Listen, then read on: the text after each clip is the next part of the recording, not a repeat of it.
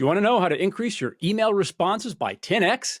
Write about Brexit. At least if you're a financial writer, it'll work. I found out the hard way. More on that in a minute, though. First, welcome to Across the Pond. I am James Early, sitting comfortably here in the U.S., and my colleague across the pond is John Butler, sitting even more comfortable. Looks like he's on a couch, which I envy, and probably has a margarita hidden just off the screen. John, thanks for joining me here today. Oh, my pleasure, James. All right, so back to what I mentioned at the very beginning. I pinned an article about Brexit, which is probably the biggest, socio-political economic topic that the rest of the world equates with the UK over the past several years. I just looked with no particular axe to grind, like how's it going? Obviously, it was started implementing right in the middle of COVID, which is really a terrible time to implement anything. It took a long time to even get to that part. So it's really hard to know, to be fair. But the initial data that I found was fairly bearish in terms of predictions and estimates. I know in 2018, the British government's own study estimated that UK growth would be 8% lower because of Brexit. The Center for European Reform said that as of the fourth quarter of 2021, I'm just reading here, which is not long after Brexit really took effect, and even then in kind of a bastardized form, but the U.S. economy was 5.2% smaller than modeled. A 2019 study predicted that Brexit would worsen in income inequality, and perhaps a couple other things I'm skipping, but the big thing is a YouGov poll as of May 2022 found that I think it's 56 or 57% of Britons actually would have voted for Remain now. And it was kind of a modest majority for Leave in 2016. Now it looks like a modest, maybe slightly larger, but still modest majority for Remain. As of November 2020, excuse me, last stat here, Statista shows that a clear majority of Britons feel that Brexit was a mistake. I got all kinds of emails in response to when I shared this data, which would look economically like Brexit isn't working well. But again, it's early. And the main theme, all kinds of themes, but the main theme that I got in response was, James, it's not just about the economy. It's also about just political freedom and the UK's desire to be independent politically from the EU, which they view as more corrupt or more inefficient than ever before, which I think is mostly fair, maybe not entirely fair, because economics were a big selling point of Brexit if we look back, but there are both sides. So let me hand the baton to you from here, John, because I think you have a little bit different view, at least from the data that I showed, and I want to hear that. Well, yes. First of all, a little bit of history. The UK has always had a very arm's length relationship with the EU, even after it joined. Now, it was the last major European country to join the EU, and indeed it did so at a time when the UK economy was really in trouble, right? Really not doing well, and arguably was desperate to join some sort of economic union that had perhaps a bit more overall dynamism. Back in the day, right, West Germany was growing very, very rapidly, on average, roughly twice as rapidly as the UK in the 70s and early 80s. And as a result, you can see, where this pressure was coming from. It's like, hey, things are going so well on the other side of the channel, we really should join in. But that was decades after the EU initially got launched in its original form, which was the European Coal and Steel Community, as they originally called it. In any event, even after the UK joined, it retained this sort of arm's length relationship. There was always a lot of Euroscepticism. If you look at some of the more popular sort of political comedies that have come and gone through British television through the decades subsequent to the UK joining, it's a perennial source of humor. That is the UK's role, or almost lack thereof at times, within the EU. But let's then bring this forward towards Brexit. What was Brexit about?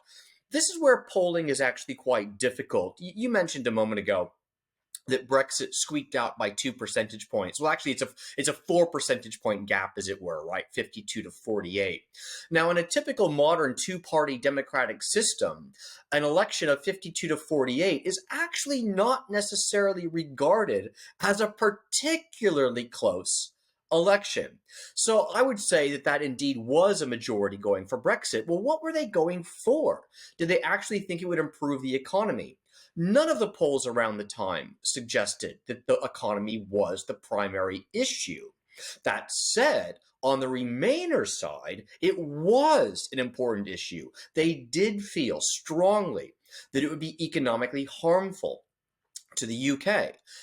So the Brits that wanted to leave, they wanted to leave for largely, if not entirely, non-economic reasons, whereas the Remainers wanted to remain largely for economic reasons. So the whole framework, the whole mindset was quite different on both sides. And indeed, one issue that kept coming up in the polls was simply accountability. The UK public, or a significant segment thereof, which ended up voting for Brexit, they simply felt that Brussels was not properly accountable in the modern democratic representative government point of view, true sort of way that we expect to see it. It seemed that Brussels more or less did what it wanted, and that no group of countries within the EU could really stand up to this bureaucracy, which had grown by leaps and bounds through the years. And the idea was, well, hey, if we leave, not only is Brussels going to perhaps in somewhat arbitrary fashion tell us what we can and can't do, but Westminster, that is our own government, will need to be properly accountable to the people. There's this bad habit that Westminster got into through the years. Whenever they had a difficult decision to make that they knew would be politically unpopular, but kind of they felt had to be made, they would actually say, oh, well, you realize we need to do this because of our relationship with the EU. Well, hold on. Who's in charge here, right? You're our government. We don't want you to do that. Go to Brussels and tell them where to put it. And so there was this sense that even Westminster was no longer accountable, and they hid behind the Brussels bureaucracy whenever they had a difficult choice to make. So I believe that that's the thinking and the mentality was very, very different on both sides, and I suspect it remains so today. Fascinating. And, on one hand, we have polls like the Statista poll, which I think was like 70 or 80% of people in the UK have either a negative or a very negative view of Brexit right now, or it's gone very badly. And that probably includes some Leave voters for sure. They just don't like how it's working out right now. But the YouGov poll with 56, 57%, I'm forgetting the number, who would vote for Remain right now, seems to indicate a bit of a change of tide. But then on the other hand, if you look at the EU, it seems like its reputation is worse than it was in 2016. It's got a bad energy crisis. There's been a lot more drama, let's say, to summarize. But then maybe I was going to ask you how we square those two things. But maybe part of the answer is if you look at the UK, it's also got a bad energy crisis. It's also got plenty of political drama as well. Look, blaming the energy crisis on Brexit is nonsense, right? We can agree on that. Okay. Yeah. However, let's face it. Brexit was always going to be disruptive. Divorce is messy, right? I mean, there's no easy, clean way to get divorced, even when the parties are amicable that it's the best way forward for both sides. In this case, the EU absolutely did not agree that Brexit was in any way a good thing for the EU. So they put up a hell of a lot of resistance. And the UK government found it difficult to push Brexit forward even after the referendum result. And indeed, it's been a problem for every UK government ever since has tried to put some sort of coherent Brexit policy forward, and it's been a real nightmare for everyone and remains so to this day. So it is messy. Everyone kind of knew it was going to be messy, even if they didn't necessarily know it would drag on this long. But as you say, in the meantime, on the other side of the channel, the situation in the EU has gone from bad to worse. It's not just energy.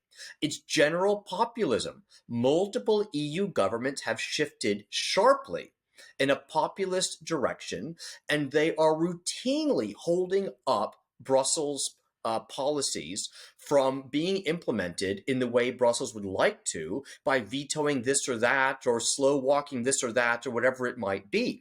So the number of countries within the EU now who have this populist wave has grown very dramatically since 2016, when the UK voted for Brexit, and includes not only France, of course, absolutely essential EU founding member, but also Italy has now a populist government actually in power, not merely in the opposition.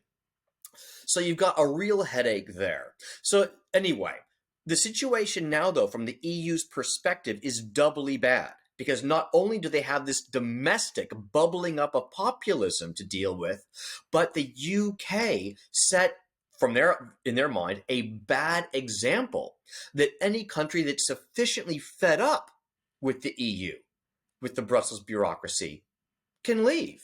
And it won't be a complete disaster. It might be messy, it might be challenging, but it won't be a complete disaster. It's not as if the UK economy has performed materially worse than the EU itself over the past 5 years. Got it. And I want to get to what this means for investors in a moment, but there's this sense of potentially out of the frying pan and into the fire, and I think that's what you're getting at. Like the UK may not, want to rejoin. I mean, it may not be that great anyway to be part of the EU. Could it be part of the EU, do you think, if it wanted to again? I mean, would the EU even take the UK back? But let me actually, maybe even the better question submitted by one of the readers, or the idea was submitted, is there a way, John, if we fast forward a couple of years, 5 years, whatever, into the future, that perhaps the UK remains independent politically, but reforges some of those economic ties? Or is that not relevant? I think many people have always believed, and actually, I will count myself in this camp. So, let me lay a card on the table here, as it were.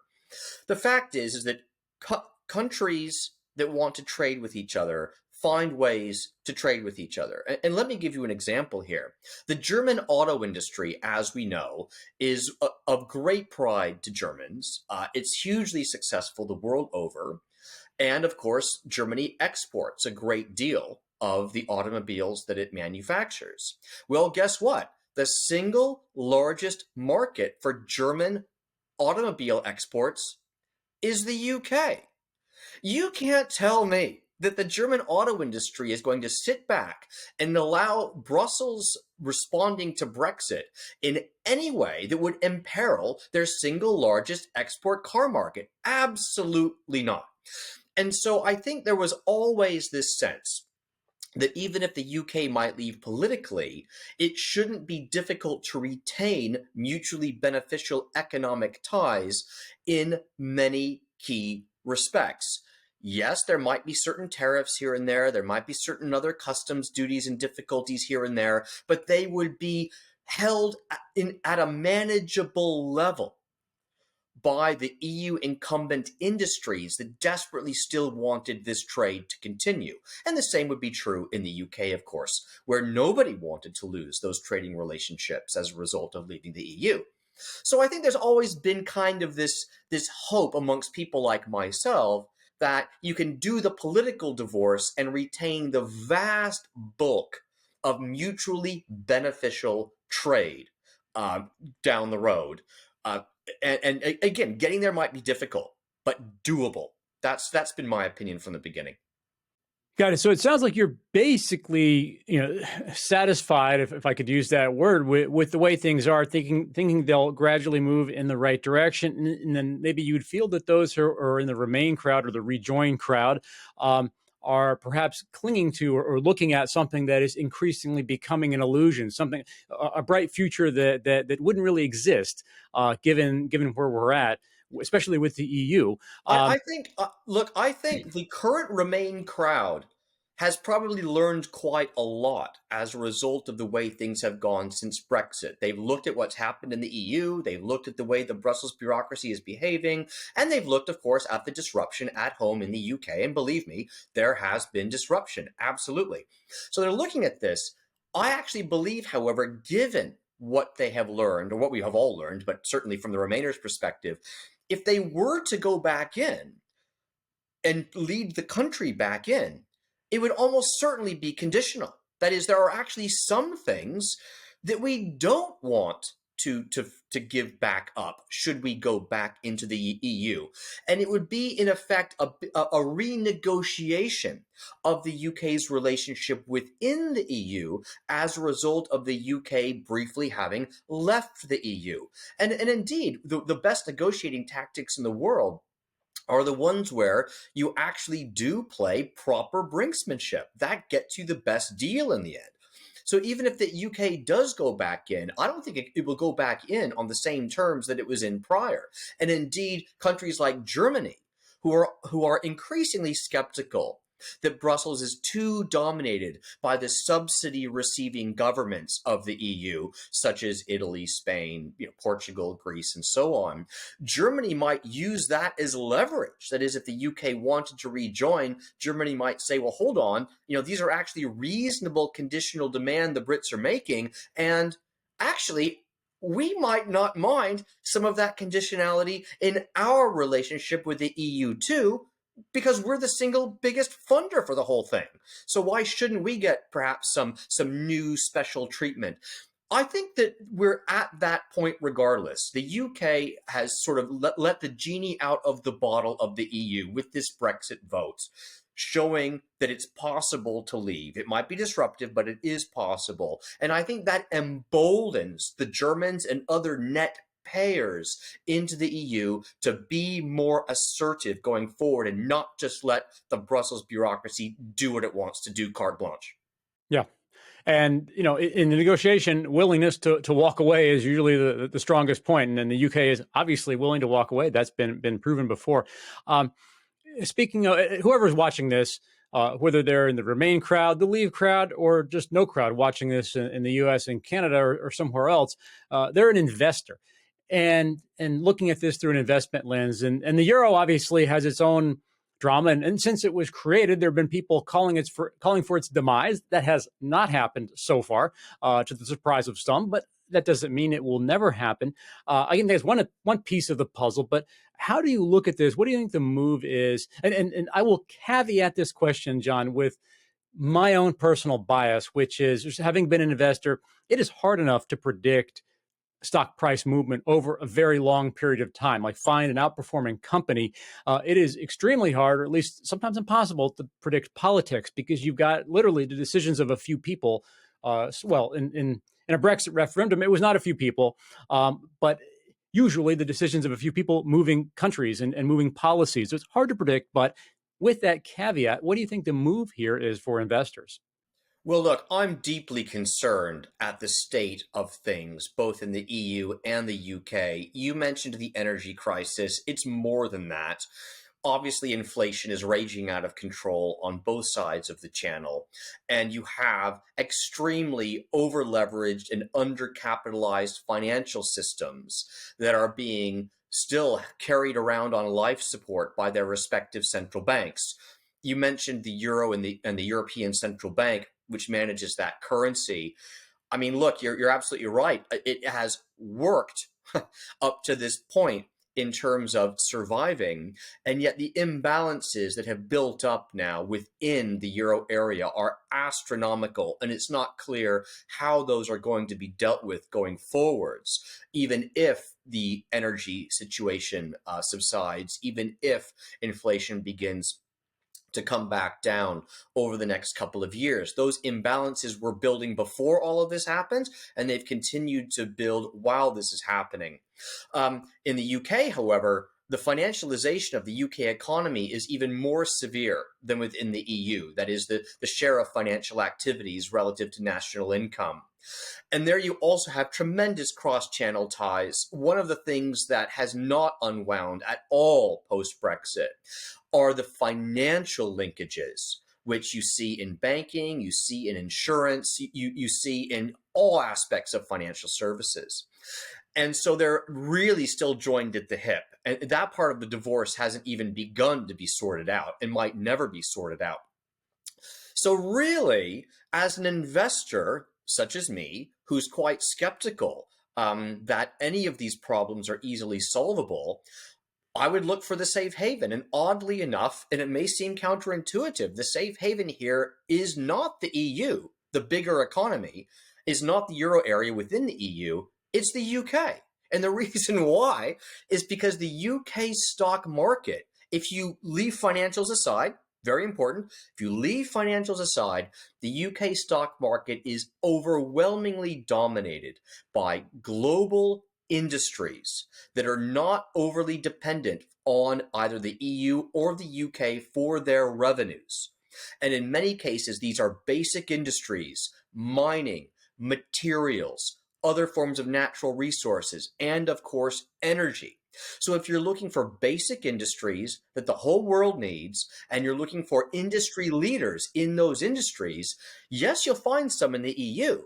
But the ones you find in the EU will have substantially larger domestic businesses, whereas in the UK, they're overwhelmingly global. So if you're trying to think globally and invest globally and protect yourself against these concerns and uncertainties, not just around Brexit, but the whole EU potentially being in crisis now, the UK stands out as the relative safe haven. Just set financials aside.